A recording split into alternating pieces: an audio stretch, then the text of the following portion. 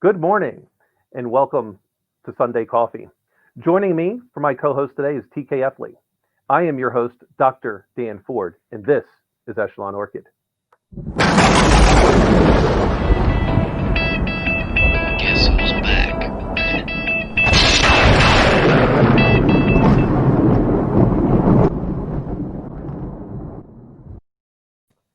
Good morning, TK. How's it going? Good morning, sir. How are you doing? Oh, another day in paradise, starting to get a little bit more professionalized with this. I've actually got a whole new setup right now. I'm using a DSLR camera with an Elgato, basically to be able to do HDMI Nice. from the camera into here. The stand isn't here yet, so I've got to kind of a little bit rigged up, but trying to make it look a little bit more professional as I start figuring out more and more tricks. It's fun and allows us to always make sure we have a time to talk. I get to talk with the ninja on occasion and some other friends, and Nice. want to make it look a little bit better. It looks fantastic. I'm coming to you live from my Lenovo Duet. I'll do $49 of it. Yeah, it's a great product. No, it is totally. So yesterday you sent me a text that was 31 years ago yesterday that you decided to go, or someone decided to go blow up a boat, and you were in there. So I guess my first question about how far removed were you from buds until you got to do something like that, and do they still kind of do that the same way? Well, I wasn't that far removed, as I've said in other places where I've talked about this, and it's probably one of the few things I'll ever talk about having been a SEAL is I still had the new car smell on my Trident. In fact, I absolutely didn't know what I didn't know about our history and our history with combat swimming, as we call it, right? I'd gone to buds, and we've talked about this before on other podcasts. The SEAL community, we have standards, right? There's a minimum standard. If the minimum standard for a run is 32 minutes for 4 miles in boots, if you have 31 minutes and 59 seconds, you met the standard. If you have 26 minutes, you don't get any extra credit for the other 3 minutes and 59 seconds, right? So, but you are graded as a team always. Right? It's the only special warfare training in the world where you're completely graded on how you act as part of a team. I worked from the metric that when I was at SEAL Team 2 at the time, you got to remember, this is the Cold War was still going on and everything like that. We did two things. We did combat swimming, we dove a lot, and we skied a lot. And because Northern Europe was our area of responsibility. We combat swam so much that I felt in my head, right? We were spending money against this, that we must be blowing stuff up all the time because we just do this. I spent an inordinate sum of time jumping my happy butt in the water to go do this, right? And to practice. And it's an art, right? And you have jumping, diving, running. You have minimum competency. But if you look around a SEAL platoon, if you look around an organization, even in tech companies, everybody has a minimum threshold to be a functional member of those teams, those organizations. But you can always find the person that they just get one thing, right? Well, I was spatially aware. I think I just got being in the water and combat swimming. And, I'd gotten through what we used to call SBI or STT SEAL training once. It's completely different now, but you got out of buds, you came to a SEAL team, and you were basically, you knew just enough to be dangerous with all the equipment and guns that you learned how to use at buds, that you had to be properly trained on how to make that actionable. And so you went through another 6 months of training called tactical training or basic indoctrination if you're old enough. And at the end of it, you got your Trident. And from there, you went into a SEAL platoon and I was in my first SEAL platoon. And one of the things, I got swimming. And for those of you that need the history lesson, back in the day, Manuel Noriega for years as a leader was backed by the U.S. And this is before we gave the Panama Canal back. This is years before we gave the Panama Canal back. Although the treaties were in place and everything through President Carter, at some point he just became a drug lord that was not acting in our best interests and a bunch of other things. There were small little events that were leading up to this. And the precipitous event was he started yanking Americans out of cars and doing their, the Panamanian forces and stuff like that. One of the other SEAL platoons at SEAL Team 2 at the time was preparing to go do this. They were further along in their deployment sequence than we were. And they were scheduled to go to Northern Europe as well, eventually, right? Because that's what we did.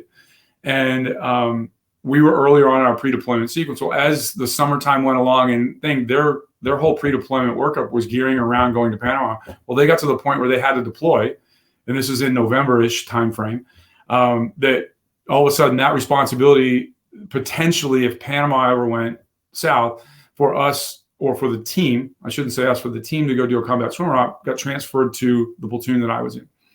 The platoon that I was in, with the exception of probably 4 dudes, was all brand new guys, right? Yeah, our OIC, our chief, our leading petty officer, and 1 or 2 other dudes had at least one deployment under their belt. And this is before 9/11 or anything.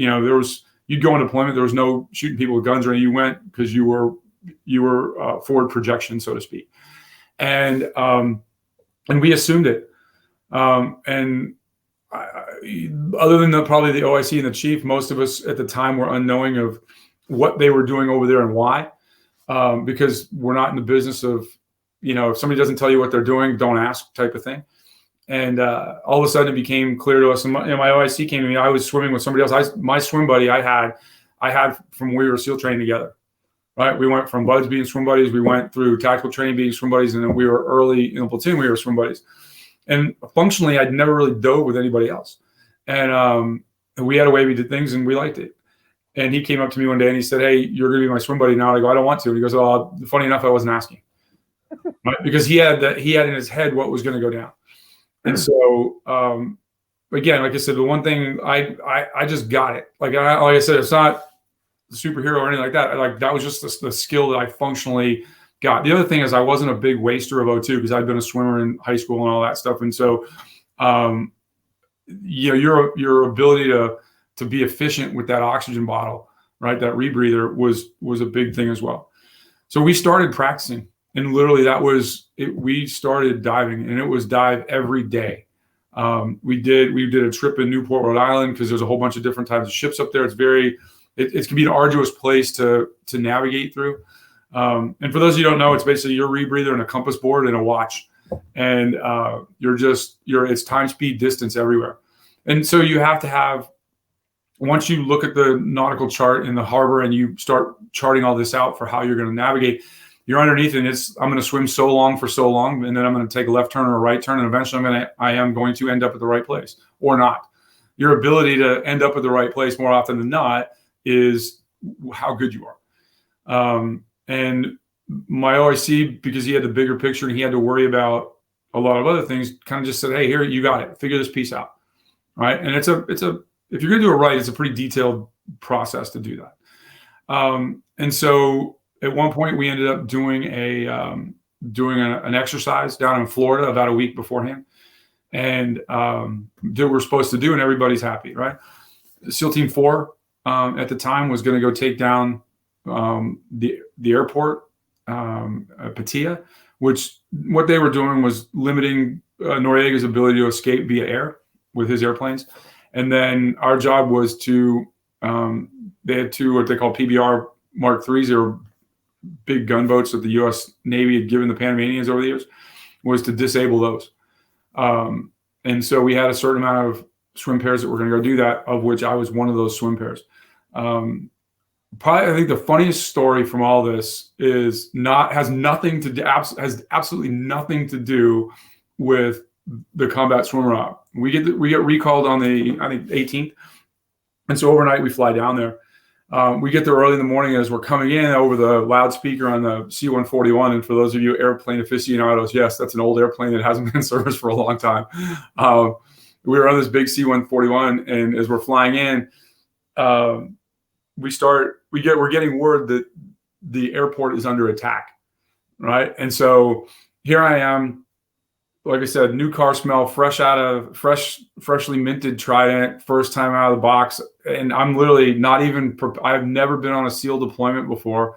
And now I'm flying into what we're being led to believe we're going to have to fight our way off the airfield moving from a platform in that airplane that's not ballistic, right? So we're gonna have to fight our way out of a tuna can, and they can shoot through it, right?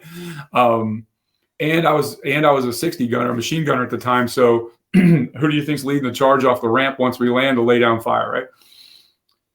We get loaded up and we're all there, and obviously tensions are now high. And when the plane lands, the thing's taxiing around, but it's not moving. It's not like it's not being expeditious in what it's doing. And the ramp goes down, and we're all ready to run off. And we go down. It's this massively obese Panamanian Hawaiian shirt, basically going, "Hola, welcome." And there was some random crackpot in the woods that had taken a shot, and that as it translated through the channels to get to that airplane, it became that we were under attack. And so it was the first big joke, right? And it's that concept of, you hear now, especially in the wake of after 9/11 and some of the amazingly heroic things that people in all services have done, that a lot of times there's those stark, terrifying moments, but there's a lot of times where you get ramped up emotionally and physically and everything to do something, and it turns out to be something that's extremely humorous, right? So we make our way down, and one of the, knowing what I know today that I didn't know then, but being able to look across the Panama Canal and see the target, all right? It's on one side of the canal, we're on the other. All right. And so we're like, all right, cool, it's there. All right, nice. We get loaded up at night. We take a Zodiac, a little rubber boat across there. And I learned a lot. I learned a tremendous amount about that. It was like some of the first great leaders I was around were in that era, right? And they set the stage for what limited greatness I could have, how I can mature as a fireman and do the right thing. And I'm telling you, I tried to not do everything that they've ever advocated at some point in my career, being a knucklehead, right? But as you grow up and you even want to, it's like, how did I get where I'm going to, and how does that work? We get across the canal, and at the time we had used this experimental clock that was guaranteed to go off when it said it was going off. Well, that thing was already plugged into explosives and set to go off at that time, and it's on my back. And all I have to do is arm it. All right? My swim buddy and I, all we have to do is arm it. And my swim buddy was a former enlisted EOD guy who became an officer, and he's one of my favorite people on the planet, one of my oldest mentors. And I get weepy about it, but I tend to celebrate, he's part of every celebration I have. Right, because good or bad, if it's good, I probably something I listened to him along the way, and if it's bad, I ignored him. And that thing I tell people all the time, when you walk into a room, try to figure out who the idiot is. If you can, it's you, and adjust your day accordingly. That's him, right? And I give him full credit. To Ed, power to the people. If you're out there this morning, and then our chief and one of the other guys were diving, and so we're there and we're getting ready to get in the water. Which there's a process to flush all the CO2 out of your system and put this in and get this thing going. Right before we're getting ready to jump in the water, JSOC calls down, and they want to manipulate time a little bit because they're trying to do everything coordinated with what's happening on the airfield. Right? There's multiple airfields, the Rangers. It's a big coordinated assault. And I learned the first lesson. Our commanding officer had the option to directly obey that order. Right? And say, okay, I'll hold up. And then have us with clocks that they're not experimental, but they're not something that we use every day of the week, start messing around with time while they're plugged into explosives. Right? If that sounds good to anybody, we got to backtrack and have a different discussion on a different day. Well, TK, it could have been a lot worse. No, it couldn't have been. Yeah, I could have been the one with the explosives on my back. Right. Well, but he did the right thing. Yeah. He acknowledged the order. And then he said, "Sir, I can't do that. The men are in the water." Because technically we were over the side, and we were bobbing around waiting to go. Right? So he didn't lie to this. He didn't lie to his superior, but he also protected his men. Right? And first lesson number one. Right? We get out and we're going from there to up here. On paper, the swim is not difficult. Okay? Like going for the transit part of it is not difficult. Right? We go from A to B. We got to go A to B is from where we're at to a pier. Right? And then we're going to work our way under the pier. And, we're next to the pier. We're under it. It's a thing. We get in there, and there's this, because the canal was a filled in valley, right? And for the most part, there's this big mangrove bush or something there. And we're fighting through this. Now we're underneath fighting through bushes like we're walking around. We finally get through that, and we get on our way. also understanding that there's another pair right around us somewhere, right? We navigate around underneath the pier. Part of the art of what you do is your ability to take peeks and do things tactically. And we get to where there's all these little boats. Our boats had 2 propellers and all the little like the pilot boats and stuff you see going around. They all had 1. We don't want to blow one of those up, right? That's bad form, hitting the wrong target. So I keep going out underneath. Nope, one propeller, and 2 propellers. Boom, I back up. I get to a point where I'm buried underneath the kind of the thing, and I take a look, and yes, that's the boat. We go to work. I go underneath. When I get underneath there, the other pair is there somewhere along the way. They passed us, and that's just how it happens. And I think one of the things is like we've done this so much, and it's ingrained in who we are, that we were actually kind of like, as you can, we're joking underneath, like with that pair. Right. And I look back at it now and go, wait a second, like none of us had any experience doing this, but our experience was training and how we used to mess around with each other while we were training. Right. And it kind of carried over. Goes back to rule number 2. You will never rise to the occasion. You're always going to sink to your level of preparation. That's at work. That's everything. So how you train is how you're going to fight. Right. And so that was our level of preparation. And so I spin around. Which is one of the things that I learned from my father. It's not that practice makes perfect. It's perfect. Perfect practice makes perfect. If you practice something wrong, you're going to get better. Right. And we had done it so many times correctly. Right. I think I had like 150 dives that year. Right. And people they don't want to talk about every one of them. They want to talk about that. The one we're talking about right now, that's the one they want to talk about. There were some other ones that were excruciatingly physically exhausting and mentally demanding because of the time length and where we were going. Right. But they were all leading up to make this one easy. So when you were doing the preparing for this, how many dives and practice sessions did you do? About 150.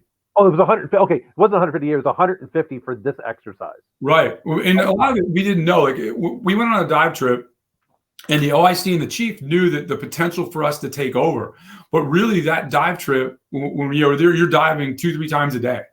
Right. And I tell you what, go to Newport, Rhode Island in November and want to hop back in your wet wetsuit after it's been hanging out for a while to start your evening. Right. And it's like, as I get older, you become, you're like, no, I'm not going to be cold and wet. Why? Because I don't have to anymore. Right. I don't have to. How much protection really does back then did the wetsuit provide with the cold? Because I mean, well, it's amazing. Well, because they're different thicknesses for we had a whole host of different thicknesses, right? And obviously for New England in the wintertime, we had the thickest rubber, and so you've got like a Farmer John bottom, and then you've got a top that you pull over that. So your core, your chest has thick. Now it really sucks when you jump on the water because what you do is you take your hood and you pull your hood away and let a shitload of cold water go in there. And then that cold water gets around your body, and that water heats up, and then that's what keeps you warm throughout. Oh, interesting. Yeah, and it's dry suits can leak. There's a whole bunch of reasons I prefer a wetsuit, and I'll take the cold for a couple minutes. And actually, I'll tell you part of like this train like you fight thing is part of this. So we had done, by virtue of where we were training, most everything in northern climates. That's where we dive. But during that trip, all of us had no idea that what we were doing was really auditioning for the part of dive pair in potential. And so obviously myself and this other pair passed. And I'd say this, in that platoon, every other guy could have done it, right? I had the fortune of being with the OIC, and if you're making the rules, you're probably going to go, right? And was I competent at my job? Yes, but so was everybody else. Right. And everybody else could have been the guy to do it that night. I just, I don't want ever to be confused or construed or conflated that, that I was sitting around and there was a combat swimmer up and they had to pick me out, like come find me wherever I was at, like in a movie, and get me back to the base to make it happen because I'm the only guy who could do it. Every dude sitting in that platoon could have done what I did. Right. They could have done it as well or better. Right? And there's no argument with that. And anybody that wants to say that's different, they're wrong. And but you were also a little bit humble, and you did mention that you happen to be gifted in the water. Well, I certainly, right. But what I'm saying is the minimum standard that the SEAL community has is that every swimmer could have executed this. right? And so that's, I mean, let's not confuse the, I didn't come in with my cape, with my dive rig sewn on the back and my underwear on the outside to confirm that I was a superhero, right? I was out with my buddies just like we were every day. When we got a recall, we had to go back to work, right? And any one of us in any pair could have been the people that did that, right? And there's, that's in my mind, in that first platoon, there's 16 great men in that platoon. I just happen to be part of that group of people, right? So we get on the ship and we do everything we said to go off. And one of the last things we did, because you want to confirm that's going to go off, is we have a det cord lead coming out from one of the blocks of C4. Is the last thing I did was do a square knot and tie them off so they're together. So if one charge goes off but not the other one, we blow both of them up, right? Again, that's safety as much as assurance, right? And then now we're going to make our way down this big long ass pier that has like a dog leg left on the way out. What they didn't tell us is there was a bunch of cross members in the pier. So rather than just being able to swim, we've got to go up and around. And we're like, now it becomes, instead of taking, what should have taken like 30 minutes, it takes the better part of an hour for us to navigate to get out of here. And this is where we have a saying, plan your dive, dive your plan, right? Now we're in there, but we're in there for safety, because now the Army is up there engaged with the Panamanians, duking it out thing. And all of a sudden there's explosions that start to go off in the water. And my immediate thought, my swim buddy's immediate thought, and after talking about afterwards, was the other pair's immediate thought, like, what did those idiots do to get us compromised? Right? Because that's now we're imagining they're throwing stuff in the water because they know we've been there. Right? And that explosive recall device, or putting, blowing over pressure in the water, is how you get divers to come to the surface against their will. Right? And every nation has anti-swimmer defenses. It always includes some form of explosive recall to get people to come up. What in actuality was happening was the Army was unaware we were under there, and they're having a firefight. And so as munitions get overshot or undershot, and they end up, some of the stuff ended up in the water. With that, my swim buddy and I had 2 masks. Why is it when you put explosives in the water like that, why does that force the divers to come up? Because it's a concussion, right? Think about the density of the water, and then you put that explosion, that overpressure. It's like, they call it DuPont fishing, right? Where they take explosives and they kill all the fish, and the fish come rising to the top. Basically, you're doing DuPont fishing, but for humans. Got it. Okay. Right. And so about the time we should have been long gone, almost picked up about the time the boat was going to explode, right? Or the explosives were going to go off attached to the boat. We weren't. So there was like a little ledge underneath there. So we pulled up and we sat up there, and little did we know, if we'd have looked left far enough, the other pair was down there thinking the same thing, right? Just because we didn't know how big the concussion was going to be being under there. And I'm like, I don't want to scramble. We don't want to scramble our nuggets, so to speak. So we get up there, the boat goes up, and because we're around the corner, it doesn't sound like 20 pounds of C4 went off. We're like, that thing just go off low order. I mean, like, we're now filled with self-doubt, right? Because this thing's taken us longer than it should have. And we finally make our way to the end of the pier when we were supposed to call in. Well, the radios we had didn't work. So we gave it the old college try, put the radios back away. Now there's a big, port facility, like maintenance facility, like shipyard type thing. And we don't want anything to do with messing that. So I'm going to go out, away from that, back into the canal, deep into the canal, and then do a dog leg back to the other pier that's on the other side of it. We get out there. Now we're swimming in open water, which is where we're all comfortable being, right? Once you like what I say, you swim to the target for your country, you swim out, you get off target for yourself. So now we're back out in the open water, and it starts getting dark, right? And the thing is, when you're combat swimming, like, there should be light over here, there should be dark over here, or vice versa, wherever it should be. And it helps you to orient yourself, even though you're looking at your compass. It's an assurance thing. Well, all of a sudden it starts to get dark where it shouldn't get dark. And now there's noise. So there's a ship that they've let through the Panama Canal. I start going down. Obviously, I'm going to get to the bottom soon, but not things. So I go down to about 50 feet, and the ship goes over us. And I didn't know it was a ship. I mean, we could tell it was a ship, but the ship goes over us. At some point in my head, it went through, hey, turn around and go back to the pier and then try it again. And then it was like, no, plan your dive, dive your plan, plan your dive, dive your plan, right? And again, that's the newness of my trying, like, going, I had to have a baseline. And from working with us working together, I always work from that, like, hey, where's the minimum we have to go when we move forward? And I think I got it lately from there. So I go out and I go out the time I'm supposed to be. I know I'm swimming the way. We turn left, and now I'm supposed to have quite a bit of time to get to this other pier. Well, now you understand, like with a rebreather, you go down, you know, the pressure condenses the bladder that holds the oxygen in your recirculated air. As you come up, it expands. So you have to stair step up and come up very slowly so that you don't off gas, right? We're in the process of doing that while we're swimming, and all of a sudden we hit each other in the head. Like we're swimming and we bang each other in the head like concussion style. I'm looking around and there's a telephone pole in the water and we're like 35 feet deep. I'm like, well, this is unusual. I wonder where we're at. So we slowly creep up the pole off, you know, get ourselves normalized, and we get up. We're at the corner, right at the corner of the pier that we're supposed to hit. And I'm like, I get off my thing and I'm like, did you see it? This is the luckiest thing in the history of diving. Oh my God, I cannot believe you.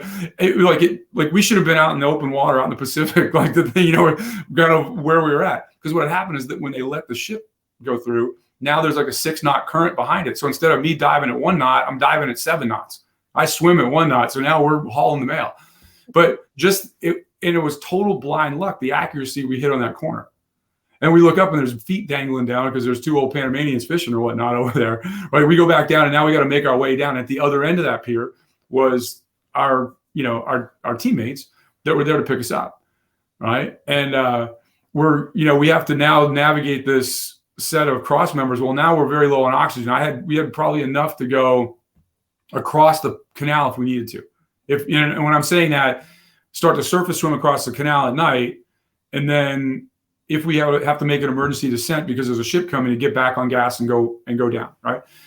We get there, and the CO, God bless his soul, is there, and there's the firefight that's going on, and you see red tracers going one way, green. We get in the boat, and we're like, hey, can we go home? And we go back across the thing and go. And the SEAL's like, I've been watching this thing for a while. I want to see how it ends. Right? What he was doing again was going, hey, good job, guys. Glad you made it. Glad you're here. Glad you're safe. But there's a bigger purpose going on, right? And it's all those little nuances. So we get back across, the canal and go back in, and everybody's high-fiving and happy. We took a shower, and the next day you got up, and it was no big deal, right? We got back to the command, and this is, I think, the learning lesson. There were dudes that were angry. I mean, like wanting to fight, angry that 2 of the 4 guys were new guys that got to go do this. Like they should have been picked off the pile, because I'm a better swimmer now. You may or may not be, right? But and again, reiterated to me that, hey, if you're in a platoon on sea duty doing your job, you have the opportunity to go represent your nation, right? If you're not, you've told everybody, I don't want to deploy, right? It's why I'm always just saying, it's like, hey, are you on the A team or you're not? Right. Well, what do you have to do? You have to be prepared, and you have to say, hey, I did 20 years of sea duty. I didn't go on shore duty. I didn't go be in, none of that. Why? Because I went there to do this. Did I have great days every day of the week? Absolutely not. I had a good day that day. Right. And, but what that really did was, at the time in the 80s, dudes would go around, like when stuff was going on in Central America, every guy wanted to go to SEAL Team 4 because that's where they deployed, right? And so people were out there chasing things because there was very little work, right? Because we were at a time where there were these little micro engagements and things like that. With 20, now it's going to be 20 years this year of sustained combat in the Middle East. It's hard to harken back to a simple time where we were like that. Right. Where it's, if you got to go do one thing for 1 hour, you were a badass. Right. And I look back now, and especially, through the arc of time, like as you get a little bit older, you can look back. And last year we had a 30th anniversary celebration of Just Cause, and 4 guys got killed that night on the airfield. Right.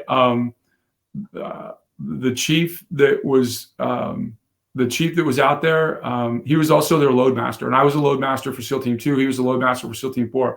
Even before those guys got in the boats, he was coming up to me, making sure everything that I had to do when I got there and got everything stored, as far as bullets, all that stuff, that it was done properly. And did I need any help? Right. That was the last time I ever talked to that man. Right. That's, when people talk, it's like, and this story, I've told this story a number of times now, and I've listened to the story. I never told anybody for the longest time, even in the SEAL community, you either knew I was one of the guys, you didn't. And because of where I went to work for a while, anybody that went out into the community or out into the Navy and spoke about it wasn't me. It was the other three guys, right? And so I was always, and then there was another guy. I was sitting in a team room one day, not my team, and one of the guys is telling the story because he had talked to one of the other guys, and he's telling it incorrectly. I just said to him, I go, "That's not the way it happened." I didn't say I was there. I just said it's not the way it happened. He goes, "Dude, I talked to Chris, and Chris said, oh, hey, Chris was there. If he said it happened that way, it happened that way." There were other guys in the room that knew I was there, but they were like, they thought it was funny now. About 6 months later, and again, this is before 9/11 when people weren't running around with big awards. I have a medal with Valor on. And he comes, that same guy comes up, he's like, "Dude, you can't just be going to the exchange and buying shit like that," which I thought was a funny thing to say. And he goes, "Did you get that at Desert Storm?" I go, "No." Alec Crowder, I said, "I got it at Just Cause." He's like, "Oh, you're on the airfield?" I go, "No." And then you could see he was embarrassed, right? Because he was thinking, and I take pride in the fact that this is probably in public the second time I've ever told the story. Right. And, but I look back, you look at the four, you had Mike Connors, great young officer, Holy Cross grad. You know, Ike Rodriguez, I mean, I thought I was a new guy. He was a new guy. Right. Chris Tillman, he was their LPO, experienced guy, took care of his guys. In fact, we had our Christmas party at a bar, our platoon and their platoon, just random. It wasn't scheduled when we showed up at the same bar. By the end of the night, both platoons, 32 dudes are in a men's room fighting it up. And I don't mean in an aggressive, angry way, but just doing the stupid shit that we used to do, you know? And I fucking bashed Chris's head off a not in a give him a concussion way, but get him off me way, off a paper towel dispenser a week beforehand. And then you had Don McFall. Don McFall was the chief, had gotten out of the Navy, came back. And it's just an incredible story. In fact, the USS McFall is named after him. That's the important thing to me, is that we don't forget the men that came down there and did heroic things, right? There's a couple other guys that did incredibly heroic things that I know they wouldn't want me to mention them by name, but when you start to confer the Navy Cross on people, right? You know, that's second only to the Medal of Honor. And it was a 23-year-old ensign, right? One thing I learned is I had an ensign our ensign that we went and did some other stuff afterwards. And he was always the guy that would make the mistake. Very smart, an incredibly gifted intellect. But what we found out is when senior officers are around, he would get nervous. So when you're in training, there's always somebody senior around to make sure you're doing the right thing. He would get nervous. He would make mistakes. We went to myself and some other guys went to the other side of the canal, to the Caribbean side to do some things. And he went with us as our OIC. And people were like, "Oh man, nice knowing you. He's going to get you all killed." That kind of chatter. And I was like, hey. Well, we came to a point where we came to contact. And he did the right thing. Not only did it right, he did it well. Exposed himself to fight, did everything right. And so I think he got a Bronze Star with a V. And there were people out there going, he didn't earn it. He didn't say it. Well, again, to me, that's a learning lesson, was his proof on the day, right? You know, you weren't there. You don't know what he did. You know, he acted the way that we expect people to act in the position we're paying them to act that way, right? He did it well. And I don't think over time, you know, and I say this all the time, and it's because the SEAL community is so small, that what you do when you're a junior guy the first 2 or 3 years, when you retire, people are still talking about it, right? And usually that's not good, right? Because most of us, like you grow in experience, maturity, and the community changes, right? Because in the mid 80s when I came in, drinking and partying and being a hard guy out of work was as important, sometimes more important, than actually doing what was right during work, because everybody did what was right during work, right? So what kind of teammate were you? And how we define that was demonstrably different. And so some of the folks that didn't fit that hard drinking, hard pipe hitting dude out of work, they were considered to be less than at work. And I think for the most part, and I've been removed from it for almost 15 years now, but I've been around it just because of where I live, is we've de-glamorized a lot of the stuff that's not important. And I think post 9/11 and everything else, that's really what fed and fueled the professionalism or professionalizing of the force in that way, right? And I used to run training for a command, and a piece of it anyway. And I used to tell the guys, I go, look, you can't behave like I behaved. Right? When I was young, when I was your age, when I was your rank, we were allowed to behave a certain way. And it's a different world. Like the light shines really bright here. Right? And one of the things, and I kind of end with this is, and I'm sure other units think this, but we outwardly say it to everybody. You know, we show up for one purpose and one purpose alone, and that's never to embarrass the nation. Right? And the one place that we've always forgotten about that until recently was out in town. Right. And that back in my era in the 80s and 70s, like if you weren't a good drinker, you weren't like you were suspect. Like, why isn't that guy out drinking with the guys? And it wasn't a great metric of who people are. And I look at young SEALs today. They're smarter than we were. They're more physically fit.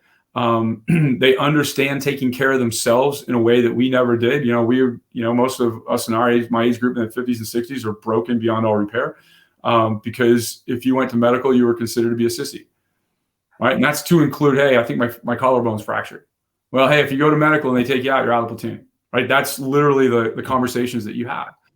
But what you can't do is forget the people that got you there, right? And if we look back to the World War II guys and Korea guys, and certainly the Vietnam era frogmen were still there and still had great lessons to learn, that I'm sure today in a team room somewhere, there's a chief helping an E4, E5 brand new guy who's got everybody else in the platoon, has got a lot of experience, multiple combat deployments, everything. He's trying to figure out how he's going to fit in, right? Because now he's just meat, right? And I was at the gym the other day, and there's 3 old frogmen, in their mid 60s, and they're up against the machine lifting. They're at the gym lifting, and they're all in good shape for their age, but they're lifting. And I say that in air quotes. I walk by them and I go, hey, less lean and more lifting.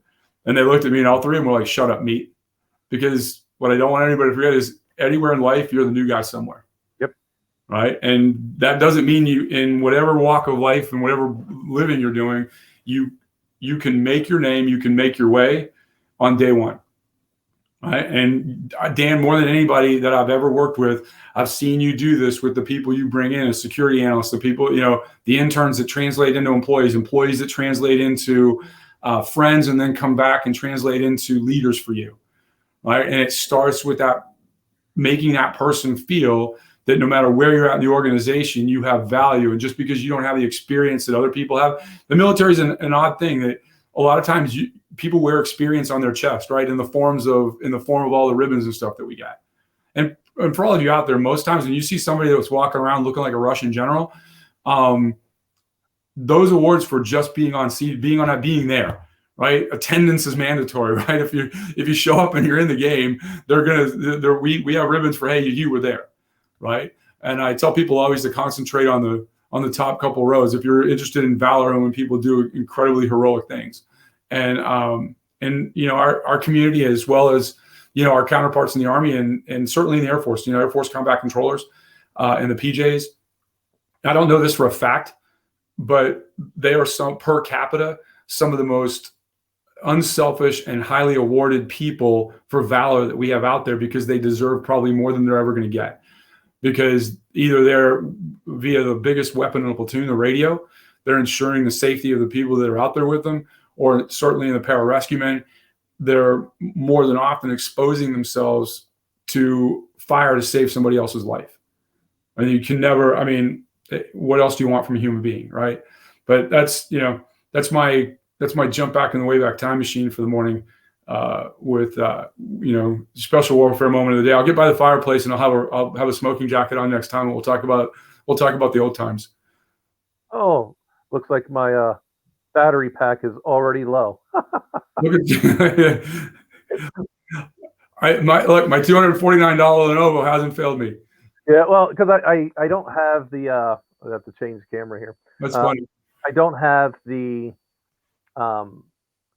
basically it's a fake battery that goes into the camera that you can plug in a power. Yeah. So I guess I now know that the battery pack only works for roughly 90 minutes. Write that down. In the event that we actually would start on time, yeah, it'd be fine. There's a new camera out there, and it's great for mobile. It's called Mevo, M-E-V-O, and it's 4K. It's a whole 9 yards, but it's controlled with your phone.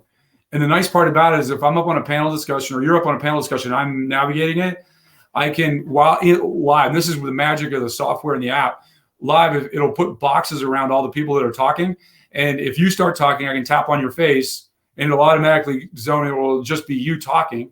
And then somebody else starts talking, I can do that. So you can do that. You can do that 1-2 editing live on the fly. Yeah. And a bunch of other stuff. And the camera was only like $300. Nice. Yeah. So and now it's like it's starting to work with Teams and Zoom and all that stuff. So you can actually use it for that purpose as well. And it's like I said, it's a 4K badass camera. But I just thought it's just like we get back to normal, and you and I are on the road doing speaking again. That you set that up and let somebody manage it on a device, and now it's edited on the fly. Yeah, which I think is really cool. That is. Yeah. Well, I know you have to get out of here pretty soon. So in order to just keep our consistency, at least because the Ninth Amendment is pretty simple. Yeah. The enumeration in the Constitution of certain rights shall not be construed to deny or disparage. Essentially, in layman's terms, what this means is we have just as many rights, even if it's not listed in the Constitution. So even if it's not listed in the Constitution, we still have all these rights. Right.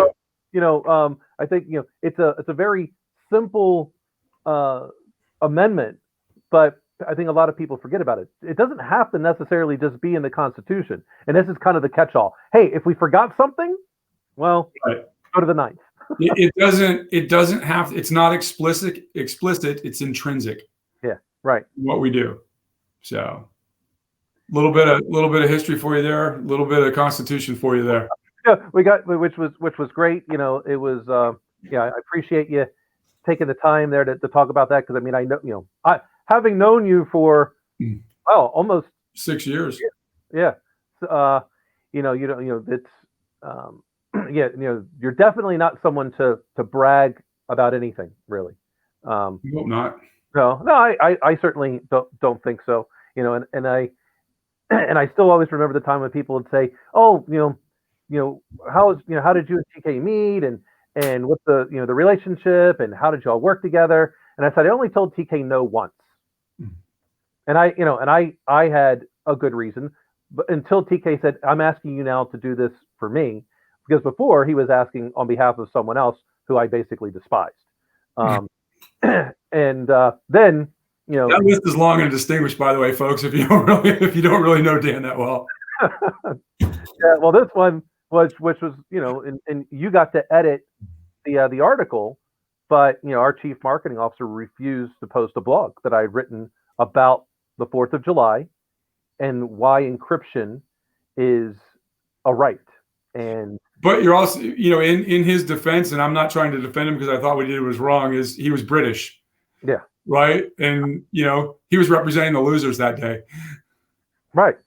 Yeah. And, so I wind up getting it published through a friend, but, they didn't really do anything. And so when all of a sudden they needed someone to speak, I wasn't the first on the list until someone canceled. And now, oh, hey, Dan. I'm like, nope, not doing it. But yeah. And funny enough, even after I agreed to do it, then all of a sudden we had this unplanned offsite that had to cancel anyway.